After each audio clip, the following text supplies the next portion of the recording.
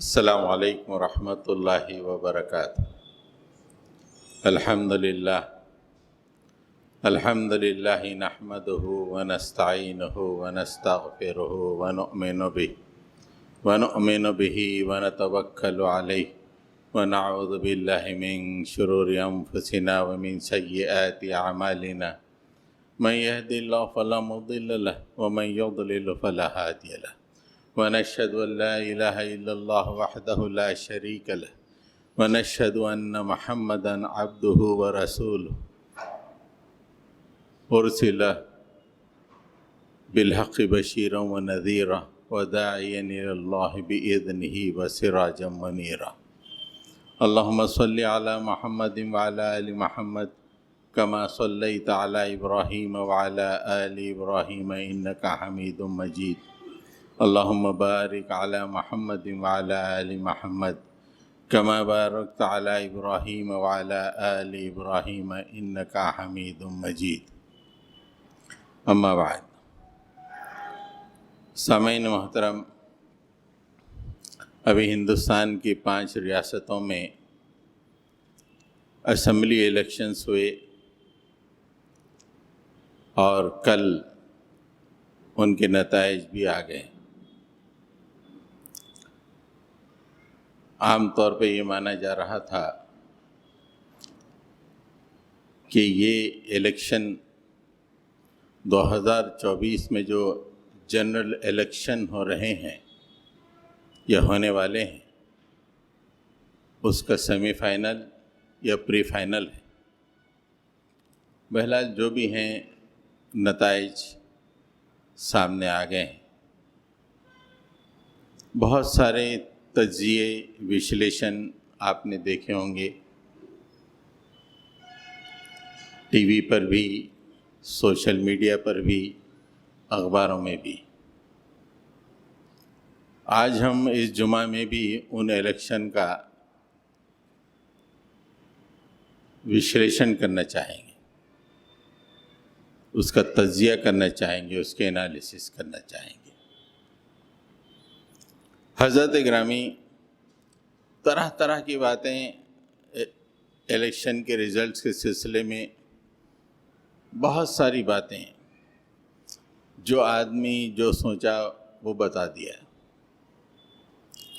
لیکن قرآن و حدیث سے جو بات واضح ہو کے آتی ہے وہ یہ ہے کہ اگر کسی علاقے میں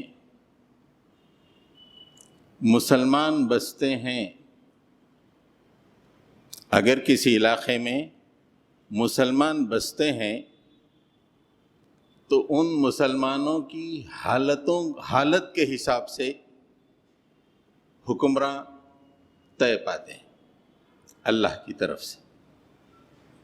جیسے مسلمانوں کی حالت ہے ویسے اللہ تعالیٰ ان پر حکمراں مسلط کرتا ہے۔ اب تجزیے کے طور پہ کچھ بھی آپ کہہ لیں، لیکن فاعل حقیقی جو دنیا کے ہر معاملے کی تدبیر کر رہا ہے وہ تو اللہ تعالیٰ ہے۔ زمین میں حکمرانی مسلمانوں کی اپنی حالت کی وجہ سے ہوتی ہے۔ مسلمانوں میں 3 طرح کے لوگ ہوتے ہیں۔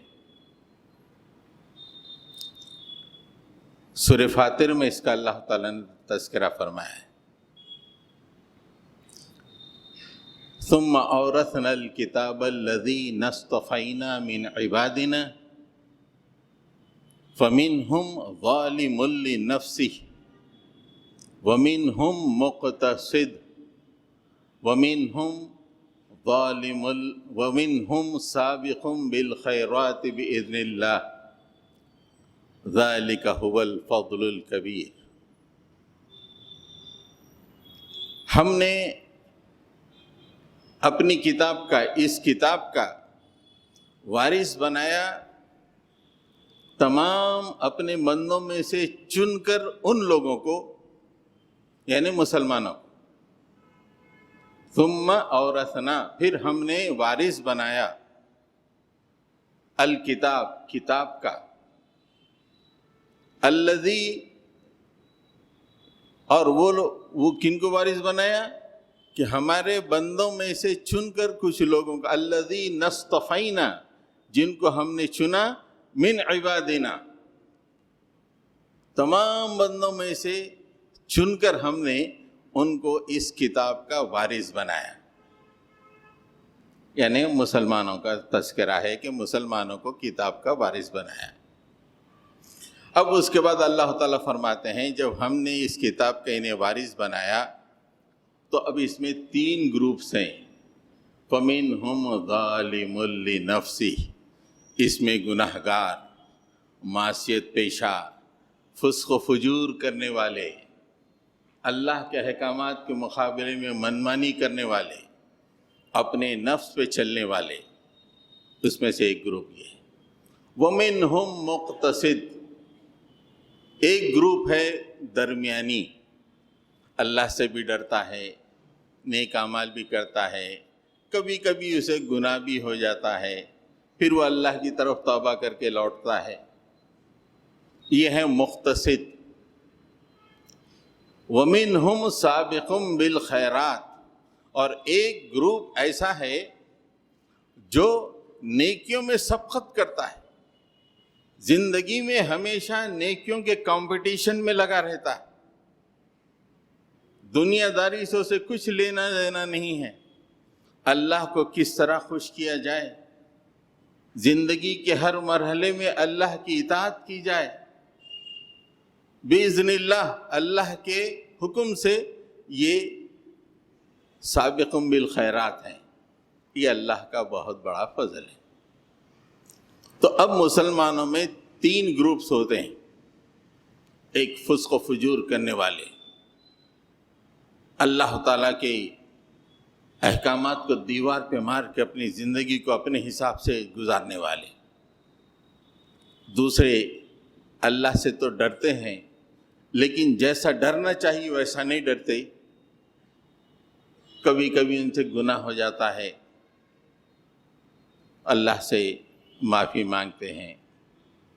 درمیانی قسم کے، ان کے اعمال میں نیکیاں بھی ہوتی ہیں، برائیاں بھی ہوتی ہیں، یہ مقتصد ہے. اور تیسرا سابقٌ بالخیرات، ہمیشہ نیکیوں کی طرف سبقت کرنا، دنیا کے لیے کمپٹیشن نہیں، نیکیوں کے لیے کمپٹیشن. اب مسلمانوں میں یہ 3 قسم کے لوگ ہیں.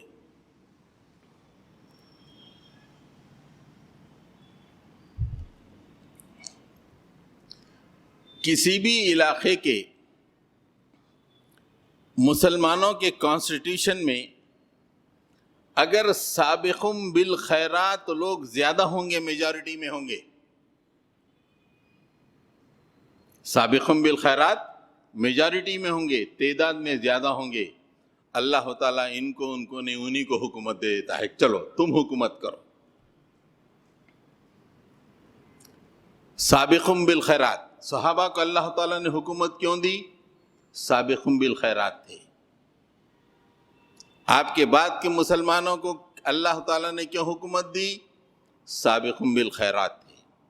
اللہ تعالیٰ قرآن مجید میں فرماتا ہے وَعَدَ اللَّهُ الَّذِينَ آمَنُوا مِنكُمْ وَعَمِلُوا الصَّالِحَاتِ لَيَسْتَخْلِفَنَّهُمْ فِي الْأَرْضِ كَمَا اسْتَخْلَفَ الَّذِينَ مِنْ قَبْلِهِمْ.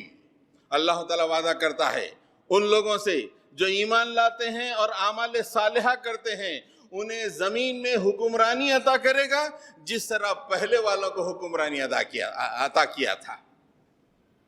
یہ اللہ کا اصول ہے کہ زمین میں اللہ سے ڈرنے والے سابقٌ بالخیرات لوگ زیادہ ہوتے ہیں اور پورے معاشرے میں انہی کی چلتی ہے. they have the writ on the society، اور پوری سوسائٹی اللہ کے قانون کے مطابق وہ لوگ چلاتے ہیں. تو اللہ تعالیٰ کہتے ہیں کہ نو، تم کو حکمران بننا چاہیے.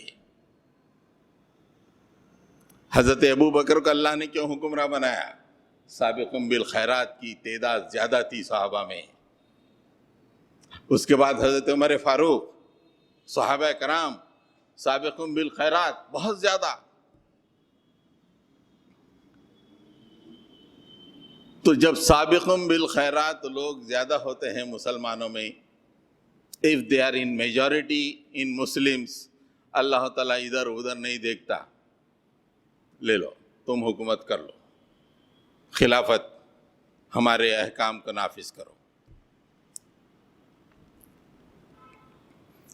اب اس کے بعد اگر مسلمانوں میں گناہگار لوگ، فاسق فاجر لوگ زیادہ ہوتے ہیں تو اللہ تعالیٰ ان کے اوپر ظالم بادشاہ کو مسلط کر دیتا ہے۔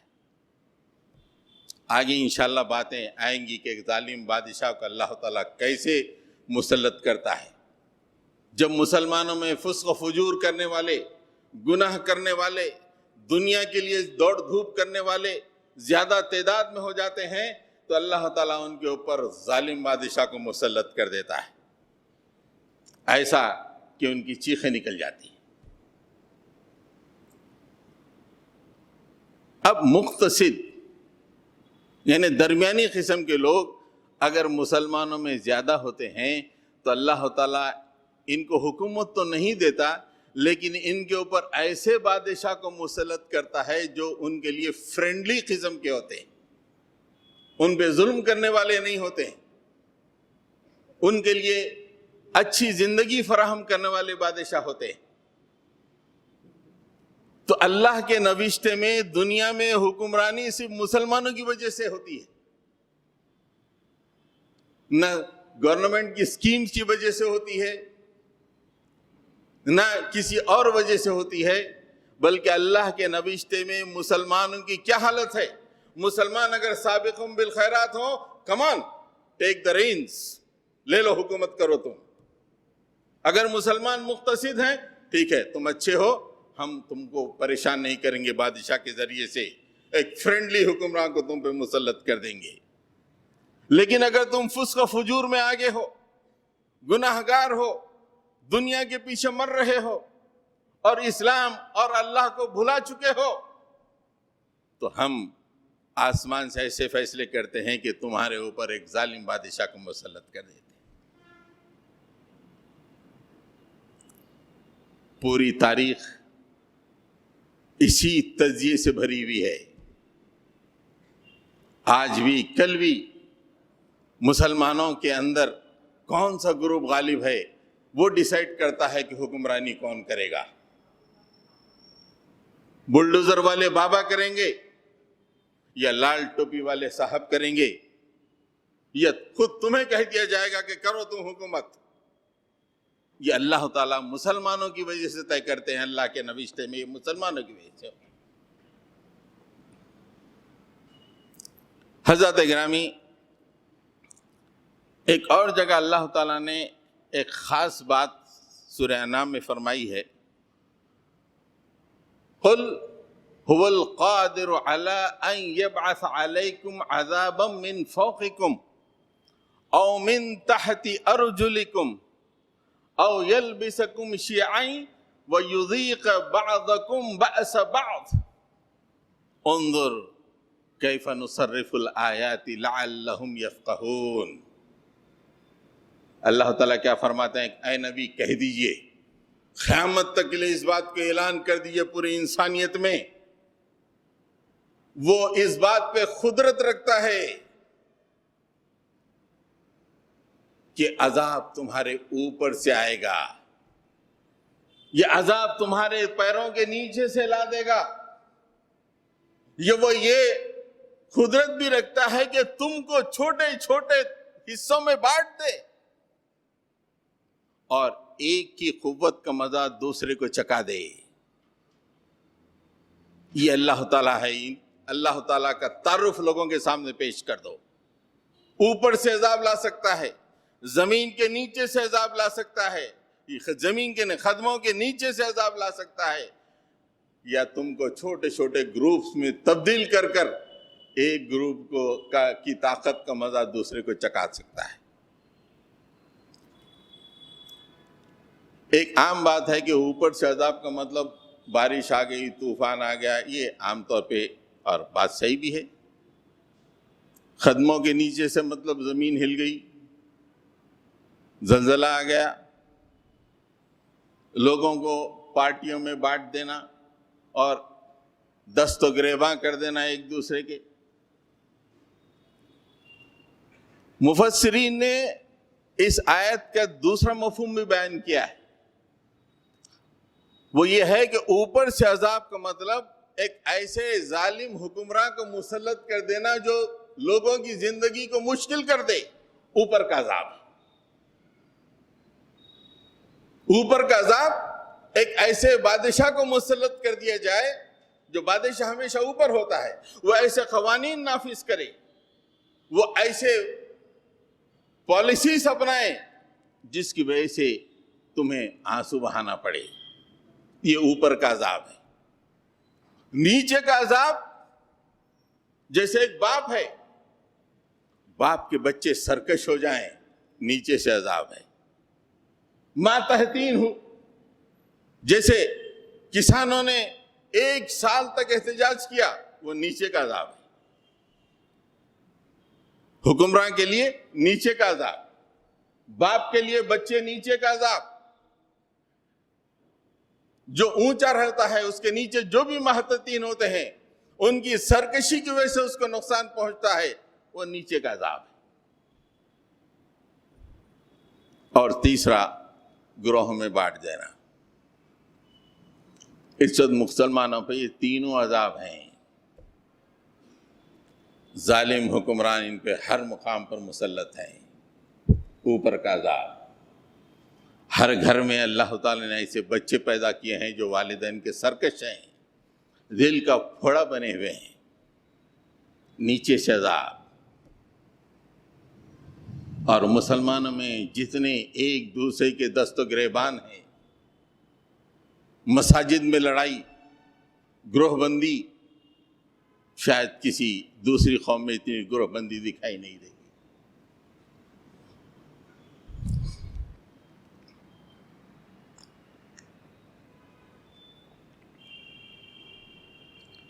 حضرات گرامی، الیکشن کے تجزیے کے 4 پوائنٹ ہیں، اور پہلے میں نے جو پریفیس یا ابتدائی جو باتیں آپ کے سامنے کہیں، اس کی روشنی میں یہ 4 پوائنٹس کا یہ 4 پوائنٹس سے آپ غور و فکر کیجئے اور بتائیے کہ الیکشن کے ریزلٹس ایسے کیوں آئے۔ ہم نے بہت سارے دیکھ لیے، او بی سی کا وشلیشن ہو گیا، کاسٹ پالیٹکس کا وشلیشن ہو گیا۔ یہ سب دنیاوی باتیں ہیں، غیر حقیقی باتیں ہیں۔ اللہ کے نوشتے سے اس کا کوئی تعلق نہیں ہے۔ اللہ کے نوشتے میں امپورٹنٹ ہے آپ، یعنی مسلمان۔ صرف اور صرف اللہ کی کتاب کے وارث امپورٹنٹ ہیں۔ ان کی وجہ سے دنیا میں حکومتیں بنتی ہیں، طرح طرح کی حکومتیں۔ پہلی بات آپ دیکھیے، تجزیے کا جو پہلا پوائنٹ ہے، اللہ تعالیٰ ایک مقام پہ فرماتے ہیں فَخَلَفَ مِن بَعْدِهِمْ خَلْفٌ أَضَاعُوا الصَّلَاةَ وَاتَّبَعُوا الشَّهَوَاتِ فَسَوْفَ يَلْقَوْنَ غَيًّا۔ اچھے لوگوں کے بعد کچھ ناخلف لوگ ان کے وارث بنے، اور ناخلف لوگ جب وارث بنے تو انہوں نے نماز کو ضائع کیا اور شہوتوں کی اتباع کی، اور ان قریب یہ اپنی گمراہی کا نتیجہ بھگت کر رہیں گے۔ نمازوں کو چھوڑنا، شہوتوں کی اتباع کرنا، فسق و فجور کے پیچھے لگ جانا، یہ آج مسلمانوں کا آرڈر آف دا ڈے ہے۔ آج مساجد کا جا کے دیکھیے، مساجدیں ویران ہیں، مساجدیں مرثیہ پڑ رہی ہیں کہ نمازی کہاں ہیں۔ ہزاروں لوگ اس بستی میں بستے ہیں، کہاں ہیں یہ لوگ جو میرے دامن میں آتے نہیں ہیں؟ جہاں ابھی الیکشن ہوئے وہاں کی مسجدوں کا کیا عالم ہے؟ وہاں کے مسلمانوں کا کیا عالم ہے؟ اللہ تعالیٰ نے واضح طور پہ کہہ دیا، مسلمانوں اگر تم نے نماز کو ضائع کیا اور نتیجے میں فسق و فجور کی اتباع کی، یہ جو عمل ہے اس کا نتیجہ تم دیکھ کر رہو گے۔ یہ جو بلڈوزر ہیں تمہاری مسجدوں کو ڈھا سکتے ہیں، اس لیے کہ تم اپنے دامن میں جھانک کر دیکھو تمہاری زندگی میں مسجد کا کیا مقام ہے، نمازیں کہاں ہیں؟ مسجدوں سے دور، اور الیکشن کی جے جے کار کی وجہ سے تم راحت حاصل کرنا چاہتے ہو۔ یہ کبھی نہیں ہوگا اللہ کے نوشتے میں۔ اللہ کے نوشتے میں اللہ سے تعلق بہت ضروری ہے دنیا میں عافیت کے لیے۔ وہی شخص، وہی قوم دنیا میں عافیت کی زندگی گزار سکتی ہے جس کا تعلق اللہ سے بہتر ہوگا، اور اللہ سے تعلق مضبوط کرنے کا پہلا راستہ نماز۔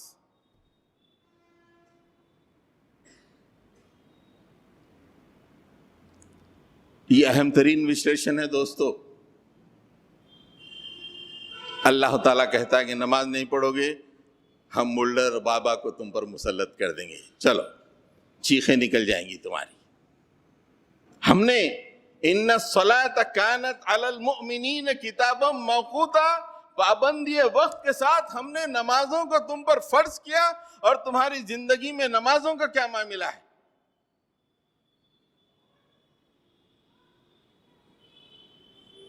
جمعہ میدانوں میں ادا کی جا رہی ہے، لیکن 5 وقتی نمازوں میں مسجد کو کوئی نہیں آ رہا ہے۔ ایسے مسلمان کہ دنیا میں عافیت پا سکتے ہیں؟ اللہ کے نبی صلی اللہ علیہ وسلم نے فرمایا کہ لوگوں، نماز میری آنکھوں کی ٹھنڈک ہے، اور اس کا امتی اللہ کے نبی کی آنکھوں کی ٹھنڈک کو اپنی زندگی سے دور کر رہا ہے، اور یہ امید رکھتا ہے کہ اس کی دنیاوی زندگی مزے سے گزرے گی۔ نہیں گزرے گی، یہ اللہ کا نوشتہ ہے۔ ظالم بادشاہ مسلط ہوں گے، مسجدیں ویران ہو جائیں گی۔ مسلمانوں کی حکومتوں کا سقوط کیوں ہوا، آپ اس کی تاریخ اٹھا کر دیکھیے۔ یہی تھی، یہی آیت، اضاعوا الصلاۃ واتبعوا الشہوات۔ ہمارے نواب، ہمارے اس زمانے کے لوگ مسجدوں سے دور، اور رات بھر وہ بیٹھے ہوئے گانوں کی محفلیں سجاتے تھے۔ خود اس حیدرآباد کی تاریخ کو دیکھ لیجیے آپ، مسجدیں تو تھی لیکن مسجدوں میں مسلمان نہیں، اور تمام شرفا حیدرآباد کے کوٹھوں پہ جا کر اپنی راتوں کو مسرت سے بھرنا چاہتے تھے۔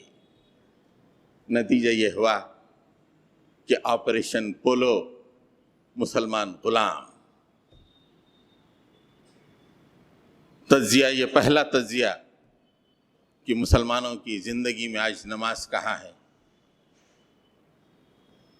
باپ بیٹے کو نماز کے لیے بلا رہا ہے، محلے میں کوئی ایسا نظام ہے کہ لوگ اٹھیں اور مسجدوں کی طرف نوجوانوں کو بلائیں؟ حضرت گرامی، دوسرا پوائنٹ ہے، اللہ تعالیٰ نے قرآن مجید میں اہل ایمان سے مطالبہ کیا ہے، یا ایہا الذین آمنوا ادخلوا فی السلم کافہ ولا تتبعوا خطوات الشیطان۔ اے ایمان لانے والو، تم پورے کے پورے دین اسلام میں داخل ہو جاؤ۔ You have to observe the total Islam. پیس میل اسلام نہیں کہ میں کچھ ایک مدرسہ چلا لوں، میں کچھ نمازوں کے لیے بلا لوں، میں ایک بیت المال چلا لوں۔ It's not پیس میل اسلام۔ ادخلوا فی السلم کافہ، تم پورے کے پورے دین اسلام میں داخل ہو جاؤ، اللہ کی نبی کی زندگی کو دیکھو اور اپنے آپ کو پوری طرح اس کے تابع کر دو۔ لیکن ہم نے کیا کیا، جس کو بڑی خوبصورت آیت میں اللہ تعالیٰ نے ایک مقام پہ فرمایا، فَتَقَطَّعُوا أَمْرَهُمْ بَيْنَهُمْ زُبُرًا كُلُّ حِزْبٍ بِمَا لَدَيْهِمْ فَرِحُونَ۔ انہوں نے اللہ کے امر کو، اللہ کے حکم کو، اللہ کے دین کو ٹکڑوں میں بانٹ دیا، اور جس کے پاس جو ہے اسی میں وہ مست مگن ہے، کوئی ذکر و تذکیر میں مست مگن ہے، کوئی نمازوں کو بلانے میں مست مگن ہے، کوئی صرف بیت المال چلانے میں مست ہے، کوئی حفظ کے مدرسے کو چلانے میں مست ہے، جبکہ مطالبہ ادخلوا فی السلم کافہ، تم پورے کے پورے دین اسلام میں داخل ہو جاؤ۔ تمہاری معیشت، تمہاری معاشرت، تمہاری عدالت، تمہاری سیاست، تمہاری زندگی کا ہر شعبہ اسلام کے دائرے میں آ جائے، یہ اللہ کا مطالبہ ہے۔ لیکن ہم نے ٹکڑے ٹکڑوں میں بانٹ لیا۔ اس بیہیویئر کو اللہ تعالیٰ اس انداز میں فرماتے ہیں، اَفَتُؤْمِنُونَ بِبَعْضِ الْكِتَابِ وَتَكْفُرُونَ بِبَعْضٍ۔ ارے ہم نے اپنے قرآن میں پورے اسلام کے احکام کو اتارا اور تم ان احکامات کے ایک حصے کو صحیح مانتے ہو، ایک حصے کو چھوڑ دیتے ہو۔ مطلب یہ ہے کہ تم اس کتاب کے ایک حصے پہ ایمان لاتے ہو اور ایک حصے کے کفر کرتے ہو۔ تم نماز پڑھ لی، وَجَاهِدُوا فِي اللَّهِ کی بات کہاں ہے تمہاری زندگی میں؟ جبکہ اللہ نے قرآن مجید میں نماز کا بھی حکم دیا ہے اور وَجَاهِدُوا فِي اللَّهِ حق جہادی کا بھی حکم دیا ہے۔ تمہیں پسند آئی نماز اور تم نے اسے اختیار کر لیا۔ اللہ کی زندگی، اللہ کے راستے میں جد و جہد کرنا یہ بڑا گراں گزرا، اسے تم نے چھوڑ دیا۔ اَفَتُؤْمِنُونَ بِبَعْضِ الْكِتَابِ وَتَكْفُرُونَ بِبَعْضٍ، تم نے کچھ آیتوں کو تو اپنا لیا، کچھ آیتوں کو تو چھوڑ دیا۔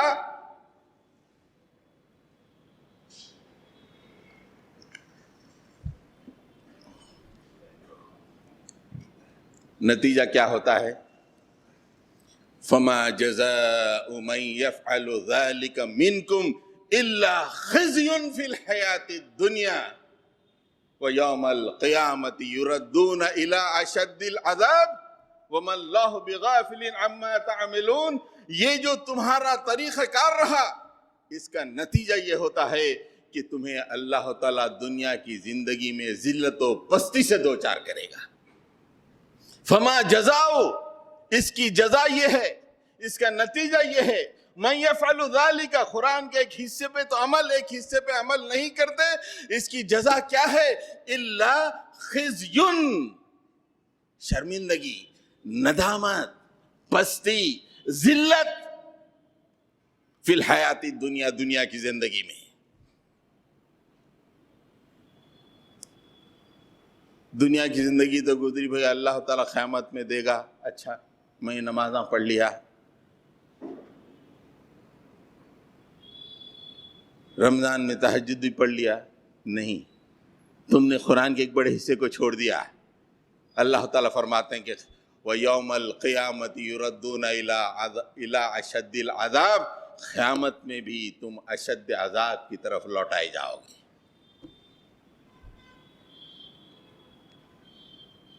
خزی، ذلت۔ ارے وہ بلڈوزر جو مسلمانوں کے گھروں کو گرانے کی نشانی تھی، اس کو بتا بتا کے لوگوں نے ووٹ حاصل کیے، ہر جلسے میں وہ بلڈوزر لگا رہتا تھا۔ کیا مقام ہو گیا تمہارا؟ کیا پستی، کیا ذلت! کبھی دیکھا اپنے دامن میں جھانک کر کہ قرآن سے میرا کیا تعلق ہے، قرآن کے کیا احکام ہیں، کتنے احکام پہ میں عمل کر رہا ہوں، کتنا احکام پہ میں چھوڑ رہا ہوں؟ اور اس پہ غور نہ کرتے ہوئے دنیا کے کتنے ہی ہتھ کنڈے اپنا لو، اللہ کے نوشتے میں یہ بات قبول نہیں ہے۔ اللہ کا نوشتہ کہتا ہے کہ تمہیں ذلت ملے گی، بلڈوزر والا بابا آئے گا اور 5 سال تک ذلیل کرے گا۔ یہ اللہ کا نوشتہ ہے، اللہ کا کلام حکمرانی کا اس طرح وشلیشن اور اس کا انالیسس کرتا ہے۔ اس کے بعد بڑی اچھی بات ہے، دیکھیے اب آ کے بیٹھ رہے ہیں نماز کو، یہ ہے مسلمانوں کی حالت۔ ظالموں کو مسلط کر رہا نماز چھوڑنے کی وجہ سے۔ نماز کا یہ مقام ہے کہ اطمینان سے ایسے آ رہے ہیں جسے پارک میں ٹہلتے ہوئے آتے ہیں۔ اس کے بعد اللہ تعالیٰ فرماتا ہے اولئک الذین اشتروا الحیاۃ الدنیا بالآخرہ، یہ وہ لوگ ہیں جنہوں نے دنیا کی زندگی کو آخرت کے مقابلے میں پسند کر لیا ہے۔ یعنی ہم کو دنیا ہونا، بہترین گھر ہونا 200-400 گز کا، وہ عظیم الشان وسعتوں والی جنتیں کیا ہے؟ دنیا۔ ہمیں آخرت نہیں چاہیے، دنیا چاہیے۔ تو اللہ تعالیٰ فرماتے ہیں فَلَا يُخَفَّفُ عَنْهُمُ الْعَذَابُ وَلَا هُمْ يُنصَرُونَ، ان کے عذاب میں ذرا تخفیف نہیں ہوگی۔ تم چاہتے ہو کہ 5 سال کے بعد ایک 5 سال اچھے ملے، نو تخفیف۔ فَلَا يُخَفَّفُ عَنْهُمُ الْعَذَابُ، تم ہمارے قرآن کے ساتھ کھلواڑ کرتے ہو اور چاہتے ہو کہ 5 سال اچھے گزرے آرام کے۔ فَلَا يُخَفَّفُ، اس میں تخفیف نہیں ہوگی، تخفیف نہیں ہوگی۔ وَلَا هُمْ يُنصَرُونَ، اور کہیں سے کوئی مدد بھی نہیں آئے گی۔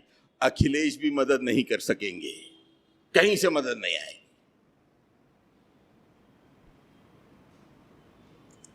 کیا سمجھ رہے ہیں ہم اپنے کو آپ کو؟ ہم کیا دوسری قوموں کی طرح قوم ہے؟ اللہ نے ہمیں قرآن کا وارث بنایا ہے۔ دنیا کی حکومتیں ہمارے گرد گھومتی ہیں، ہمارے اعمال کی بنیاد پہ دنیا میں حکومتیں بنتی ہیں اور بگڑتی ہیں۔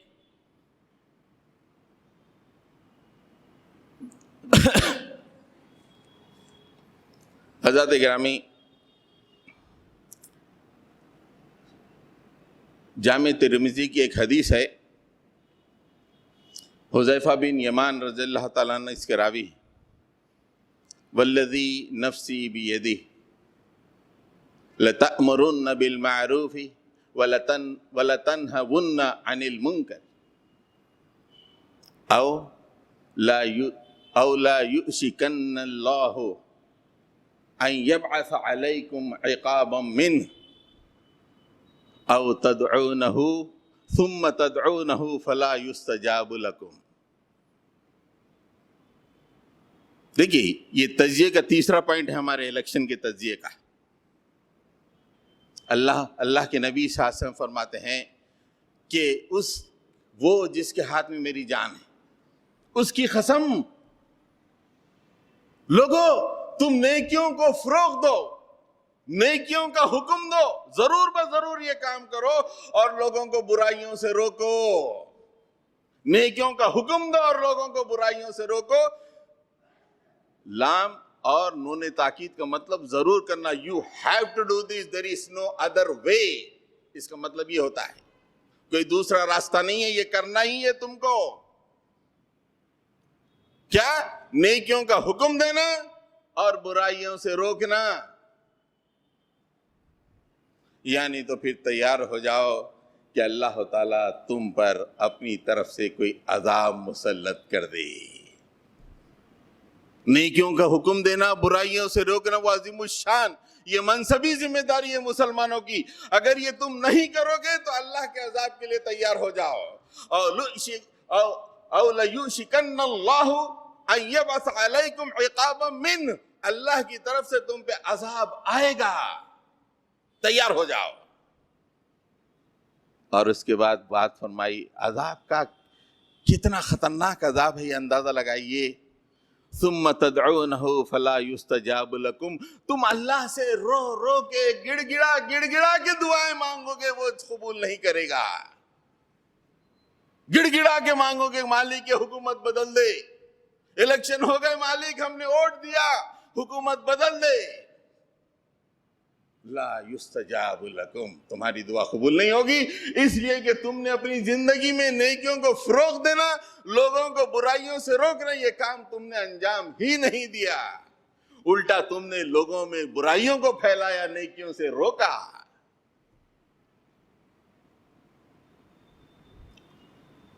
ایک بہت بڑے مولانا کا ویڈیو آیا تھا، میرے پاس تو نہیں ہے لیکن ہمارے شیخ صاحب کبھی کبھی کچھ اہم ویڈیوز دکھاتے ہیں.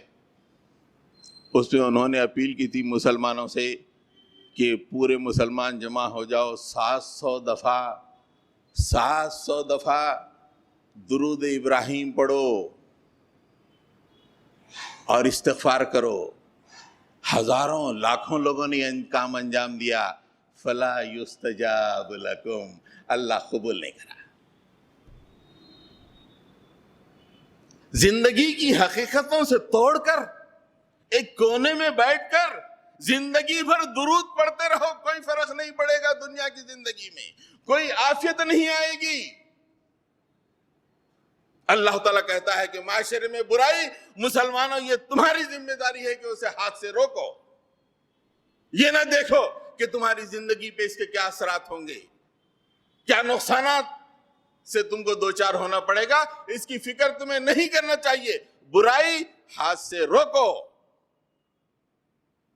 مسلمانوں نے یہ کام ہندوستان میں چھوڑ دیا ہے، پھر اللہ کا عذاب کیوں نہیں آئے گا؟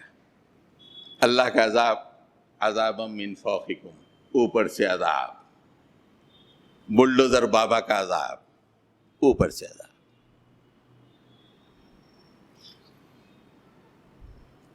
ہماری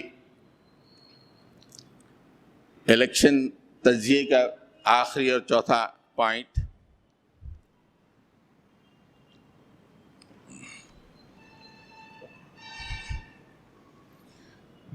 بڑا اہم ترین پوائنٹ ہے. پتہ نہیں یہ بات ہمارے ذہن میں بیٹھے گی اس لیے کہ ہم لوگ صرف دعوتوں کے عادی ہو گئے، دعوتوں کے ایسے عادی ہو گئے ہیں، اپنی بے عزتی بھی برداشت کر رہے لیکن کھانا ہونا بول رہے. بڑے بڑے بزرگوں کو میں بے عزتی سہتے ہوئے دیکھا. وہ ظالم 8 بجے 8:30 بجے بلاتا اور آ رہا ہے 11 پونے 11 بجے. کتنی بڑی بے عزتی ہے یارو، یہ بے عزتی نہیں ہے؟ اگر سمجھ میں نہ آئے تو اپنے باپ جو قبر میں مدفون ہے ان سے پوچھے، ابا یہ بے عزتی ہے نہیں ہے؟ کتنی بڑی بے عزتی، ہم صرف کھانے کے لیے، لذت کام و دہن کے لیے یہ بے عزتی برداشت کر رہے ہیں. کبھی ایسا ہوا ہے ہمارے بزرگوں میں کہ چند منٹ کے لیے کوئی استقبال کو نہ آتا وہ بے عزتی برداشت نہیں کرتے تھے؟ ہم نے صرف کھانوں کے لیے، چند پلاٹروں کے لیے بے عزتی کو برداشت کرنا قبول کر لیا ہے. پتہ نہیں ایسے ماحول میں یہ بات سمجھ میں آئے گی نہیں آئے گی. اللہ تعالیٰ نے اہل ایمان کو زمین پر ایک قوم کے طور پہ نہیں، انسانیت کی بھلائی کے لیے پیدا کیا ہے، اور اگر یہ کام نہیں کرتے ہیں تو اللہ تعالیٰ تعبیر کرتا ہے کہ یہ لوگ فساد کر رہے ہیں زمین پہ. ہم سے پہلے بھی اللہ تعالیٰ نے بہت سی قوموں کو دنیا کے امام بنایا. بھائیو یہ بات ذہن میں بٹھا لو کہ مسلمان دنیا کے امام ہیں. وہ بھوکے رہیں امام، جھوپڑی میں رہیں امام، رکشہ چلائیں امام، مزدوری کریں امام. ان کے خلاف طرح طرح کے قید و مکر کیے جائیں لیکن وہ امام اللہ کے یہ وہ بند لوگ ہیں جو قیامت تک کے لیے اللہ تعالیٰ نے کہا کہ کنتم خیر امت اخرجت للناس. یہ بات ذہن میں بیٹھنی چاہیے. یہ امام امت ایسے عمل کرتی ہے جو اس کے امامت کے مغیر ہو تو اللہ تعالیٰ ان پہ ظالموں کو مسلط کر دیتا ہے.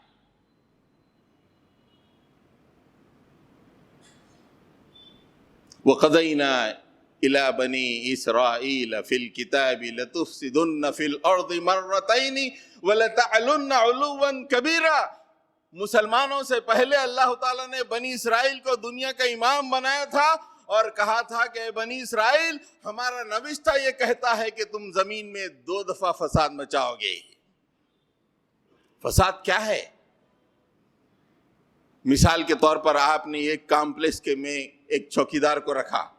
چوکیدار کا کام یہ ہے کہ چوروں ووروں سے بچایا جائے، لیکن ایک چوکیدار ایک چور کو آتے ہوئے اطمینان سے بیٹھ کے دیکھتا رہتا ہے. یہ فساد کا پہلا درجہ ہے. ایک دوسرا چوکیدار چور سے مل کر کام کر جاتا ہے. یہ فساد کا گندا ترین درجہ ہے. اہل ایمان کو بھی اللہ تعالیٰ نے دنیا کے چوکیدار بنایا کہ دنیا کے لوگوں کو صحیح راستے کی طرف بلاؤ. لوگ برا کام کرتے دیکھتے رہیں، یہ پہلے درجے کا فساد ہے. لیکن دنیا ہی میں لطف پت ہو کر انہی کا رے اختیار کر لیں، یہ فساد کا گندا ترین طریقہ ہے، اسفل ترین طریقہ ہے. اور بنی اسرائیل اسی فساد کے مرتکب تھے کہ انہوں نے دنیا میں، ان کو اللہ تعالیٰ نے دنیا میں امام بنایا تھا کہ لوگوں کی نگرانی کرو، صحیح راستے کی طرف بلاؤ، لیکن لوگوں ہی کے رنگ ڈھنگ انہوں نے اختیار کر لیے، دنیا ہی کے ہو کے رہ گئے.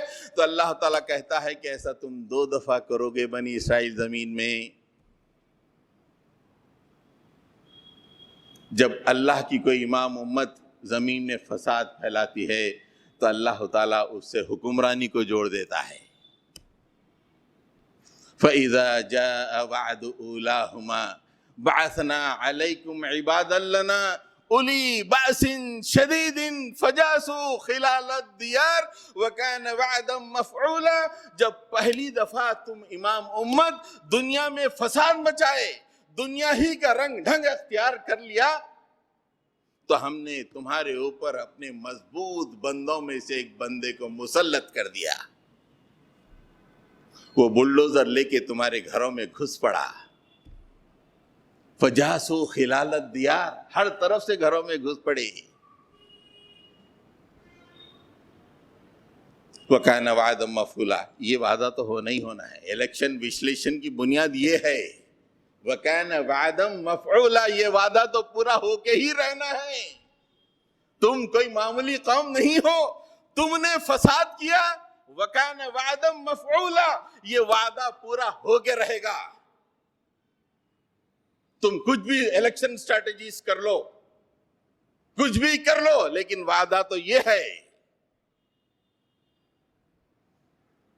میں نے آپ سے کہا فسق و فجور جب پھیلاتے ہیں پہلی دفعہ پہلے پارٹ میں تقریر کے، تو اللہ تعالیٰ ظالم لنفسی جب بڑھ جاتے ہیں تو اللہ تعالیٰ ظالم بادشاہ کو مسلط کرتا ہے. اس کی یہ دلیل ہے. قرآن پڑھیے دوستو، واضح طور پہ بتا دے گا ہم کہاں ہیں، یہ ہم پہ آفتیں کیوں ہیں، یہ پریشانیاں کیوں ہیں، ہماری چیخیں کیوں نکل رہی ہیں، ہم اللہ سے کتنے دور ہو گئے ہیں، راستے کو کیسے ہم نے چھوڑ دیا ہے. ہم تو بس پلاٹروں کے گرد طواف کر رہے ہیں، زندگی کے آسائشوں کے گرد ہماری زندگی گھوم رہی ہے.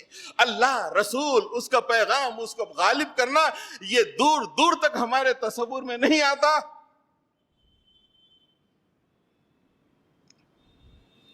اس کے بعد کی آیت میں اللہ تعالیٰ فرماتے ہیں کہ بنی اسرائیل میں وہ لوگ توبہ کیے، اپنے حال کو انہوں نے سدھار دیا. جو فسق و فجور کر رہے تھے توبہ کر کے نیکی مقتصد بن گئے، نیکیوں کے اختیار کر لیا.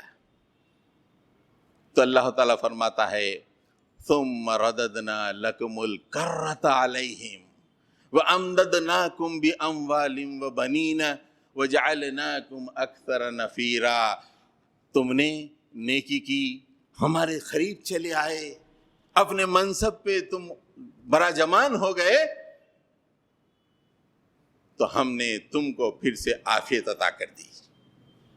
روایتوں میں آتا ہے کہ عاشریوں کے قتل عام کے بعد مسلمانوں پہ عاشریوں کی حکومت تھی.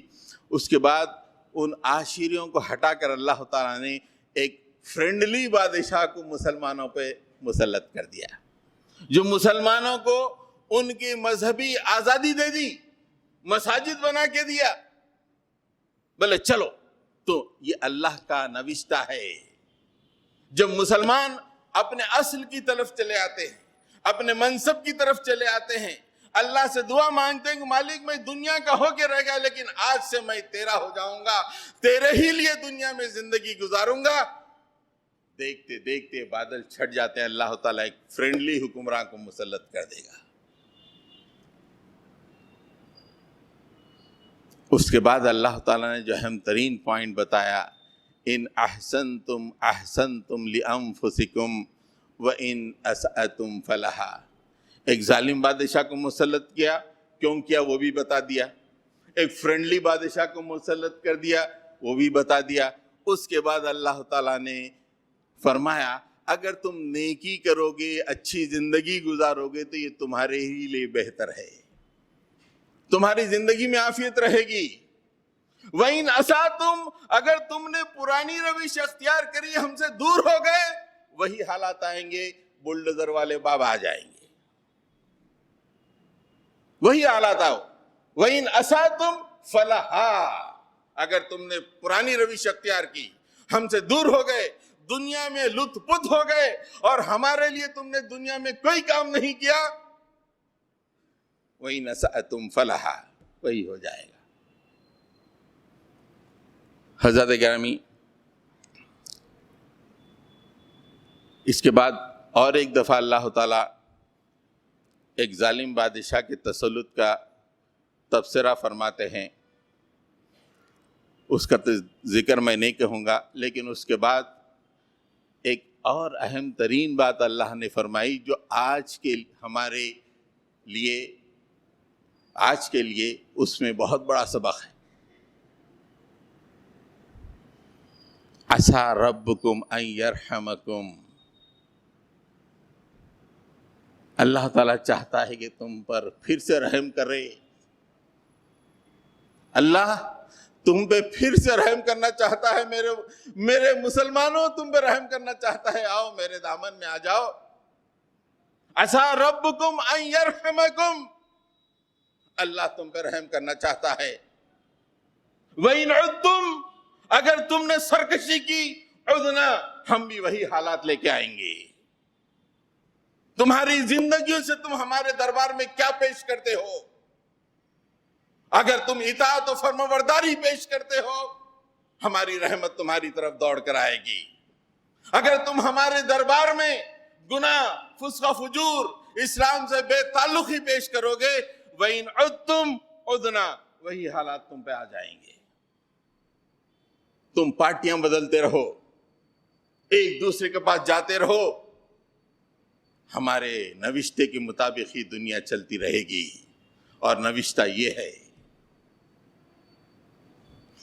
حضرت گرامی، آپ نے بہت سارے وشلیشن، تجزیے، یہ انالیسس سنا ہوگا، اور عام طور پہ وہی باتیں بہت زیادہ جو ہے معاشرے میں رائج ہیں. میں نے سوچا کہ قرآن مجید اس کا کیا تجزیہ کرتا ہے، اور یہ حکومتیں کیوں بنتی ہیں، کیوں بگڑتے ہیں، اور اس میں ہم کہاں ٹھہرے ہوئے ہیں. یہ کلیئر کٹ میں نے قرآن مجید سے آپ کے سامنے پیش کر دیا. ہمارے زندگی میں نمازوں کا کیا عالم ہے. نمازیں ڈیسائیڈ کرتی ہیں کہ ظالم بادشاہ ہوگا یا فرینڈلی حکمراں ہوگا. پھر ہم سابقوں بالخیرات ہو جائیں گے تو اللہ تعالیٰ بولیں گے آپ ہی کرو حکومت. ہم نیکیوں کا حکم دیں گے، برائیوں سے روکیں گے، اللہ کا عذاب بچ جائے گا. ہم قرآن کے مکمل پیغام کو اپنائیں گے، تو اللہ تعالیٰ ہم پہ مہربانی کرے گا. لیکن ہماری روش یہ ہوگی کہ قرآن کے ایک حصے کو اپنائیں گے، دوسرے کو چھوڑ دیں گے، اللہ تعالیٰ ظالم کو مسلط کر دے گا. اللہ تعالیٰ نے ہم کو امام بنایا ہے، خیر امت بنایا ہے، دنیا کا نگران نگہبان. پیغام اپنے ہاتھ میں ہے اور اس پیغام کو پیش نہیں کر رہے ہیں اور اس پیغام کو غالب کرنے کی کوشش نہیں کر رہے ہیں، تو اللہ تعالیٰ پھر ظالم کو مسلط کر دے گا. اللہ تعالیٰ ہم پہ رحم فرمائے. رب اغفر وارحم وانت خیر الراحمین. صلی اللہ تعالیٰ علی محمد وعلی آلہ واصحابہ اجمعین برحمتک یا ارحم الراحمین والحمد للہ رب العالمین.